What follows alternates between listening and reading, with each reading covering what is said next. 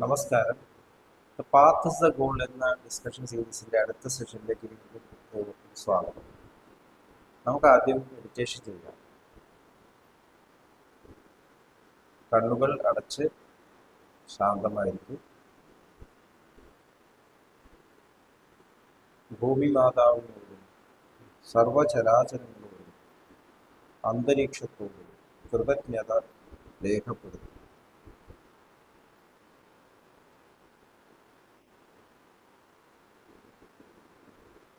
ഭൂമി മാതാവിൽ നിന്നുമുള്ള healing energy കാലുകളിലൂടെ പ്രവേശിച്ച് ശരീരം മുഴുവൻ വ്യാപിക്കുന്നതായി ശരീരത്തിലെ എല്ലാ ഭാഗങ്ങളിലും എല്ലാ കോശങ്ങളിലും റിലാക്സ് ചെയ്യാൻ സഹായിക്കുന്നതായി അനുഭവിക്കും.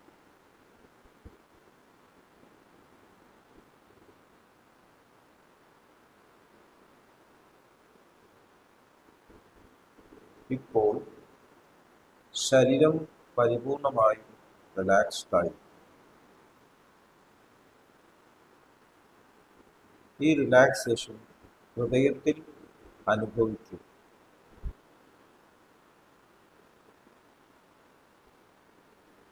ശ്വാസം ദീർഘമായി ഉള്ളിലേക്കെടുക്കൂ.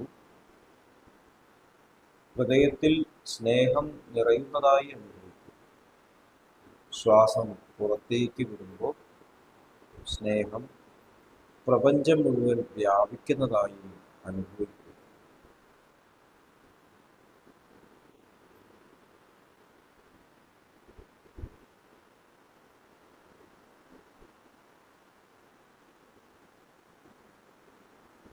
ഹൃദയത്തിൽ കുടികൊള്ളുന്ന സ്നേഹത്തിൻ്റെ സ്രോതസ്സിൽ നിന്ന് ഉദ്ഭവിക്കുന്ന ദിവ്യപ്രകാശം മനസ്സിനെ ആകർഷിക്കുന്നതായി അനുഭവിക്കും. ആ ദിവ്യപ്രകാശത്തിൽ ധ്യാനം ആരംഭിക്കും. മനസ്സിൽ ചിന്തകൾ വരുന്നുണ്ടെങ്കിൽ മൃദുവായി അവയെ അവഗണിക്കുക. ദിവ്യപ്രകാശത്തിൽ ധ്യാനം തുടരുക. Please start meditation.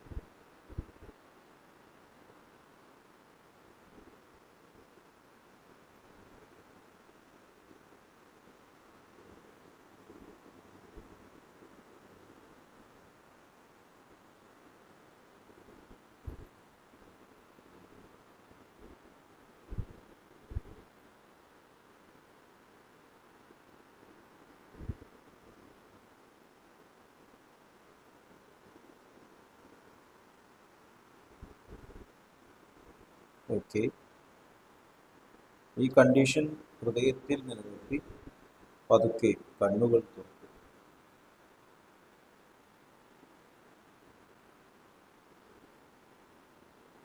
എല്ലാവരെയും ഹാർദമായി ഹാർട്ട്ഫുൾനെസ് അജ്മാൻ മെഡിറ്റേഷൻ സിസ്റ്റത്തിലേക്ക് സ്വാഗതം ചെയ്തു.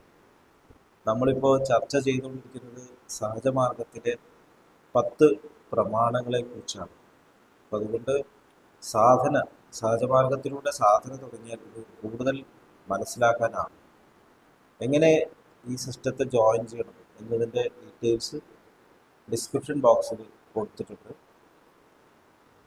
നമ്മൾ path is the goal, path തന്നെയാണ് ലക്ഷ്യം എന്നുള്ള ഈ സീരീസിൽ ലക്ഷ്യമായി ജീവിക്കുക, ലിവിങ് ദ ഗോൾ, ലക്ഷ്യത്തിൽ നിലനിന്നുകൊണ്ട് തന്നെ ജീവിക്കുക എന്നതിനെക്കുറിച്ചാണ് ചർച്ച ചെയ്തുകൊണ്ടിരിക്കുന്നത്. അപ്പം അതിലാണ് നമ്മൾ ഈ 10 പ്രമാണങ്ങൾ ഡിസ്കസ് ചെയ്യുന്നത്.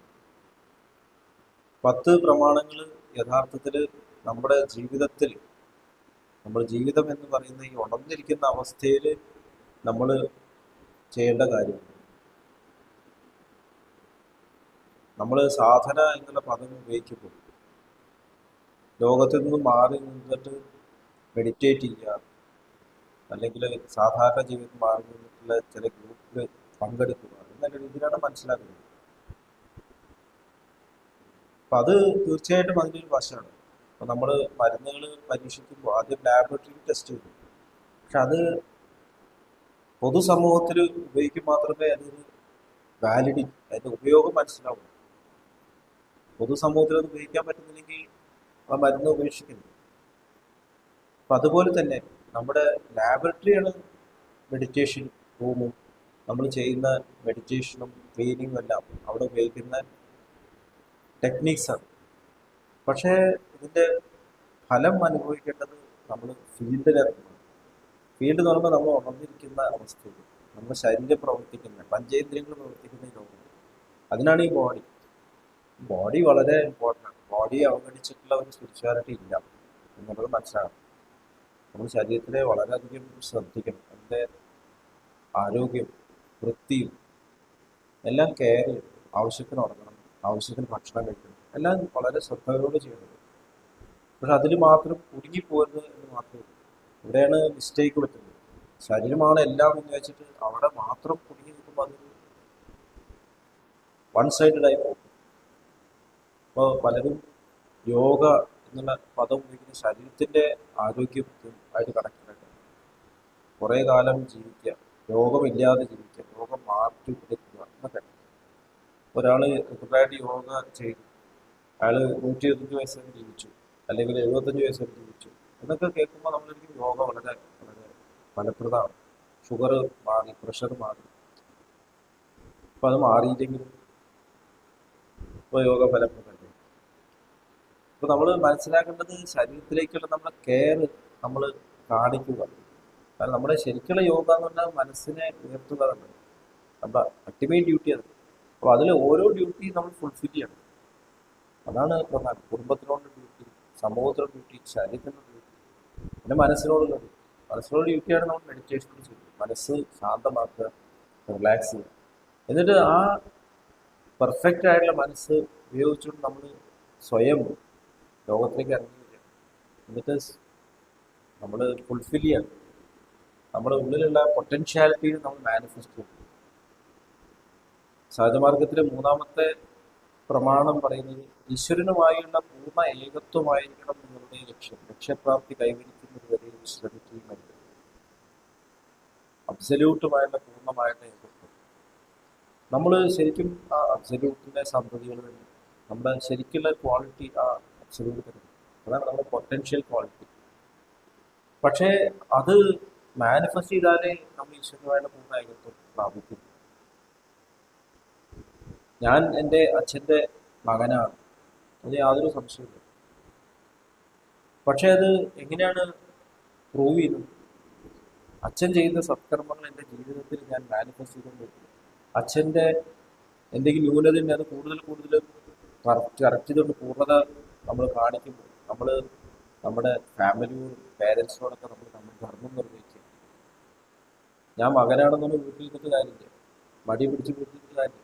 വീട്ടിലുള്ള സ്വത്തൊക്കെ ഉപയോഗിക്കുന്ന മകനാണ്. പക്ഷെ ഇതാണോ എക്സ്പെക്ട് ചെയ്യുന്നത്? ഒരു വിത്ത്, മരത്തിൻ്റെ വിത്ത്, ഇത് നല്ലൊരു മരത്തിൻ്റെ വിത്താണ് എന്ന് പറഞ്ഞിട്ട് അലമാരിൽ വെച്ചിട്ടായിരുന്നു നട്ടെങ്കിൽ നന്നായി പോനെ. നട്ട് മരമാവുമ്പോഴല്ലേ അത് മരമാവുള്ളൂ. അപ്പം അതുപോലെ തന്നെ നമ്മുടെ ഉള്ളിൽ ഡിവിനിറ്റി എന്ന പൊട്ടൻഷ്യാലിറ്റി നമ്മുടെ ജീവിതത്തിൽ കൂടുതൽ മാനിഫെസ്റ്റ് ചെയ്യുക. അങ്ങനെയാണ് ഈശ്വരനുമായിട്ട് പൂർണ്ണ ഏകത്വം നമ്മൾ കാണിക്കും. എന്താണ് ഈശ്വരൻ ഡിവിനിറ്റിയുടെ സ്വഭാവം? അത് നമ്മൾ നോക്കണം. ഈശാവാസ്യം ഇതം സർവം എന്ന് ഈശാവാസ്യം ഉപദേശിച്ച് പറഞ്ഞു. ഗോഡ് ഇസ് ഓൾ എന്ന് ബാബുജി മഹാരാജ് പറഞ്ഞു. ഈശ്വരൻ അല്ലാത്തതൊന്നുമില്ല.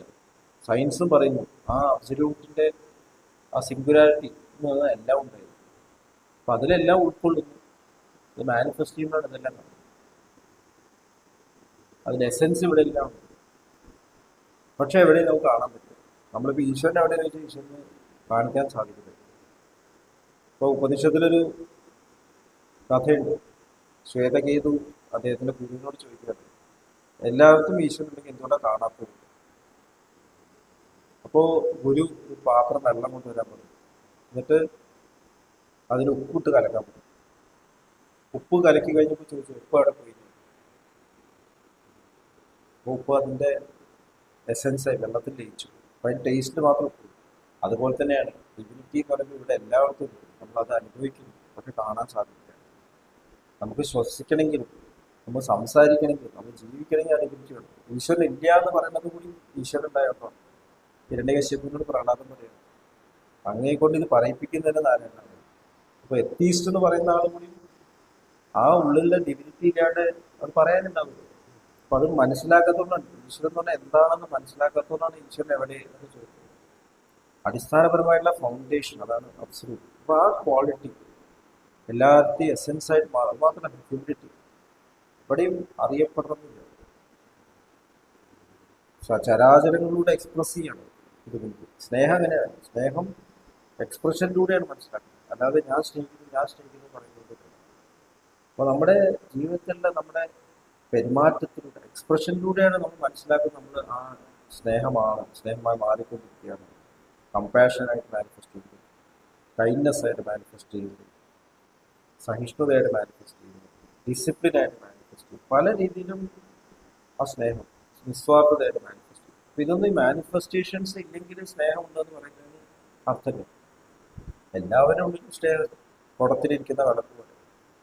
അപ്പൊ എവിടെ ഉള്ളത് കാണാത്തത്? അതാണ് ഈശ്വരന്മാരുടെ പൂർണ്ണ ഏകത്വം വരിക എന്നുള്ളത് അർത്ഥം. അപ്പോൾ നമ്മൾ മെഡിറ്റേഷൻ ചെയ്ത് പ്രാർത്ഥന ഭാവത്തിലാണ് ഇപ്പോൾ ഇറങ്ങുന്നത്. സെക്കൻഡ് മാക്സിമം പ്രാർത്ഥനയെ കുറിച്ചാണ്. പ്രാർത്ഥനയിൽ ഞാൻ എന്നുള്ള ഇൻസ്ട്രുമെന്റ് അരിഞ്ഞില്ലാതെയാകുകയാണ്. അരിഞ്ഞില്ലാതെയായിട്ട് ആ എസെൻസ് ആയിട്ട് പൂർണ്ണത അവിടെ ഇതിലൂടെ മാനിഫെസ്റ്റ് ചെയ്യും. ഈ ഒരു ഇൻസ്ട്രുമെന്റിലൂടെ മാനിഫെസ്റ്റ് ചെയ്യും. അത് എത്രത്തോളം നിലനിർത്താൻ സാധിക്കുന്നു അത്രത്തോളം അവിടെ ഉള്ളത് ഡിഗ്രിക്ക് മാത്രം സർവ്വവ്യാപിത്വം അനുഭവപ്പെടുന്നു. അപ്പൊ അങ്ങനെ പ്രാർത്ഥനാഭാവത്തിലൊരു വ്യക്തി ഇറങ്ങുമ്പോൾ ആ പ്രസൻസ് അവിടെ ഫീൽ ചെയ്യും. ഭക്തനിലൂടെയാണ് ഭഗവാൻ റിവീൽ ചെയ്യപ്പെടുന്നത് എന്ന് നമ്മൾ കേട്ടത്. നമ്മൾ പല പ്രഗത്ഭന്മാരും ഓറയെ പറ്റി കേട്ടത്. നമ്മളുടെ ഇൻഫ്ലുവൻസ് നടക്കുന്ന ഒരു മേഖല കിർലിങ്സ് ഫോട്ടോഗ്രാഫി എന്നൊരു ഫോട്ടോഗ്രാഫി മേഖല നമ്മുടെ എക്സ്റ്റെൻറ്റ് നമ്മുടെ അട്രാക്ഷൻ ഏത് ലെവലിൽ വരും. അപ്പോൾ പ്രാർത്ഥനാഭാവത്തിലുള്ള ഒരു വ്യക്തിയാണ്. പ്രപഞ്ചം മുഴുവൻ അദ്ദേഹത്തിൻ്റെ ആ എക്സ്പ്രഷൻ അത് നിൽക്കുന്നു. പ്രസൻസ് അറിയുന്നു, ഭഗവാനെ കാണുന്നു. അതുകൊണ്ടാണ് അവർ ചെല്ലുന്ന സ്ഥലങ്ങളിലൊക്കെ തീർത്ഥാടക കേന്ദ്രങ്ങളായിട്ട് മാറുന്നത്. മഹാത്മാഗാന്ധിജിയെ കുറിച്ച് പറഞ്ഞു. അദ്ദേഹം സംസാരിക്കുമ്പോൾ അദ്ദേഹത്തിന് ഇൻഫ്ലുവൻസ് എത്രയോ എക്സ്റ്റെൻഡ് ചെയ്യുന്നത് കാണാൻ വേണ്ടി ആൾക്കാർ തിക്കിക്കൂടുക. എന്താണ് പറയുന്നത് എന്താണെന്ന് കേൾക്കില്ല, എന്നാലും വേണ്ടി എല്ലാം കാണാതെ മാസ്റ്റർ കാണാനല്ലേ ചെയ്തു. മാസ്റ്ററെ ഡയറക്റ്റ് ഇൻട്രാക്ഷൻ ചെയ്യാൻ പറ്റുന്നില്ല. മാസ്റ്ററുടെ പ്രസൻസ് അവിടെ അറിയുന്നു. അപ്പോൾ നമ്മൾ ആ തരത്തിൽ ഡിസോൾവ് ചെയ്യുമ്പോൾ നമ്മൾ ആ തരത്തിൽ ഡിവിനിറ്റിയെ തരത്തിലേക്ക് വരും. അതാണ് ഈശ്വരന്മാരുടെ പൂർണ്ണ ഏകത്വം എന്നുള്ള അർത്ഥം അതും കൂടെ അർത്ഥമാക്കുന്നത്. അപ്പോൾ നമ്മുടെ ഉള്ളിലുള്ള ഈ പ്രാർത്ഥന ഭാവം നമ്മൾ പുലരുമ്പോൾ ഉണർന്ന് നമ്മുടെ എല്ലാവിധ ഡ്യൂട്ടീസും വേണ്ട വിധത്തിൽ ചെയ്ത് ശരീരത്തിൽ ഡ്യൂട്ടി ചെയ്ത് പരിശുദ്ധമായി ഇരുന്നിട്ട് പ്രാർത്ഥനാഭാവത്തിലേക്ക് എത്തി ഇനിയും ഞാൻ ലോകത്തിലേക്ക് അനുഭവിക്കും എന്നുള്ള ആ ഒരു തീരുമാനത്തിലാണ്. എന്നിട്ട് ആ ഒരു ആറ്റിറ്റ്യൂഡ് ജീവിതത്തിൽ ഞാനുണ്ട് അവിടെ പ്രവർത്തിക്കാൻ. പക്ഷെ അവിടെ സ്നേഹം മാത്രമേ വരൂ, അദ്ദേഹം മാത്രമേ പ്രവർത്തിക്കുള്ളൂ എന്നുള്ള ഒരു തീരുമാനം. അവിടെ നമ്മുടെ ഒരു ചോയ്സ്, വളരെ സട്ടിലായിട്ടുള്ളൊരു ചോയ്സ് ഉണ്ട്. എനിക്ക് എന്നെ എക്സ്പ്രസ് ചെയ്യാം, എന്നെ എക്സ്പ്രസ് ചെയ്യാതിരിക്കും. എപ്പോഴൊക്കെ ഞാൻ എക്സ്പ്രസ് ആവുന്നുണ്ട്, അഹംബോധം എക്സ്പ്രസ് ആവുന്നുണ്ട്, പോസ് ചെയ്യാം, കറക്റ്റ് ചെയ്യാം. Pause before you react. പ്രതികരിക്കുന്നതിന് മുമ്പ് പോസ് ചെയ്യാം. ഞാനാണോ അത് ഡോമിനേറ്റ് ചെയ്യാൻ ആഗ്രഹിക്കുന്നത്? വിഡ്രോ ചെയ്യുക, ലിസൺ ചെയ്യുക, കേൾക്കുക. അപ്പോൾ ആ ഡിവിനിറ്റിയുടെ എല്ലാ സ്വഭാവവും നമ്മുടെ ജീവിതത്തിൽ കൊണ്ടുവരാൻ നമ്മൾ ശ്രമിക്കണം എന്നാണ് ഈ മാക്സിമിലൂടെ ബാബുജി മഹാരാജ് പറയുന്നത്. ഇത്രയും പറഞ്ഞുകൊണ്ട് ഇന്നത്തെ ഡിസ്കഷൻ നമുക്ക് ഇവിടെ അവസാനിപ്പിക്കാം. വീണ്ടും ഈ ടോപ്പിക്കിനെ കുറിച്ചിട്ട് ആഴത്തിൽ നമുക്ക് ഡിസ്കസ് ചെയ്യാം. നന്ദി, നമസ്കാരം.